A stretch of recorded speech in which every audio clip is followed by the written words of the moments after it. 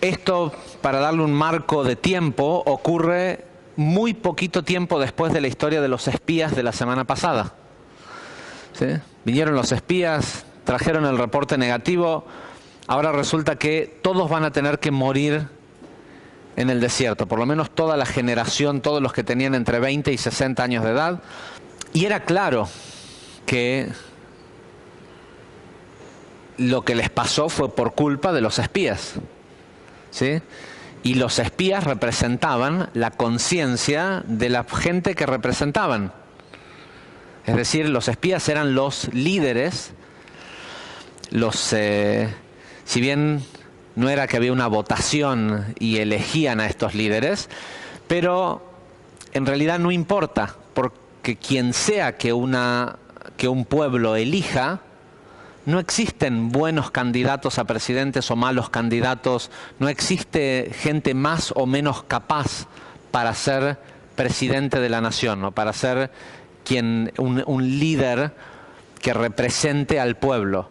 Lo único que existe es la conciencia de ese pueblo. Y esa conciencia de ese pueblo se manifiesta a través de los líderes. ¿Sí? Agarrás a Gandhi y lo pones de presidente de Argentina y va a hacer exactamente lo mismo que hicieron todos los otros presidentes de Argentina.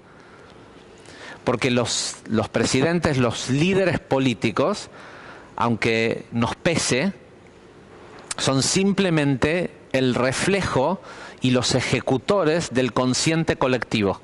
Y esto no es mi opinión, esto es algo que la Kabbalah y el Zohar lo explica ya hace miles de años. Y ocurre en todos los aspectos. ¿Por qué este pueblo elegido de Israel sigue esperando que llegue un rey salvador, un Mesías?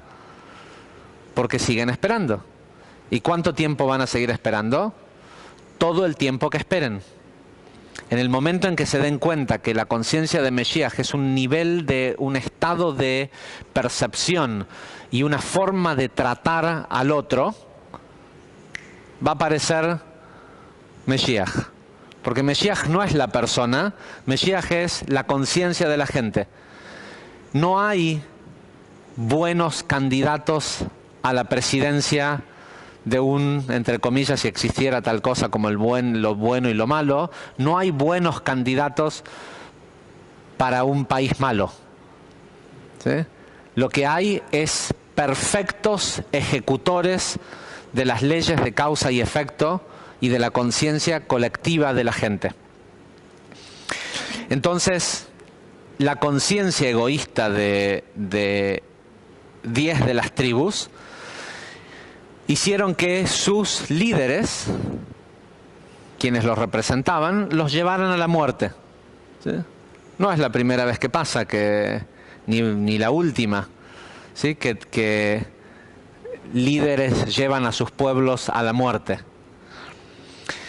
Sin embargo, y siempre es mejor echarle la culpa a otro, o por lo menos se siente mejor decir que es culpa de otro.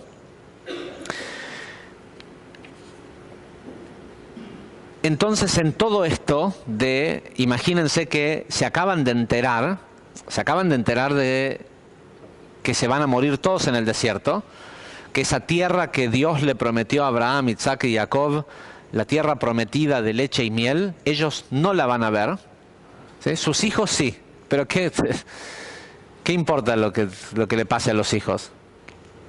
Para que te importe lo que le pasa a tus hijos, los tenés que querer por lo menos.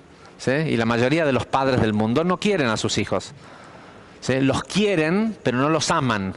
Es decir, los quieren como una extensión de sí mismos y como un vehículo para lograr cosas que ellos no pudieron lograr, y los quieren mientras hagan lo que ellos quieren que hagan.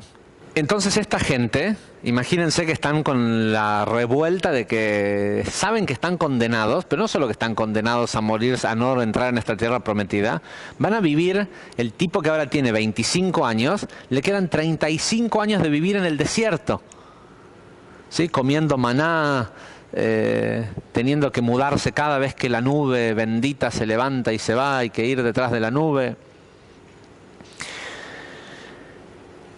Con lo cual, ante una situación así, es fácil seguir a un líder que te promete algo distinto.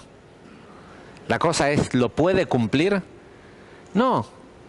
Ningún líder puede cumplir un destino distinto al que su pueblo se forjó. No es posible. ¿Sí? Porque si los dejás solo, eso es lo que les va a pasar, y si los liderás de una forma u otra, igual eso es lo que les va a pasar. Porque las leyes de causa y efecto las forja el pueblo, no el líder.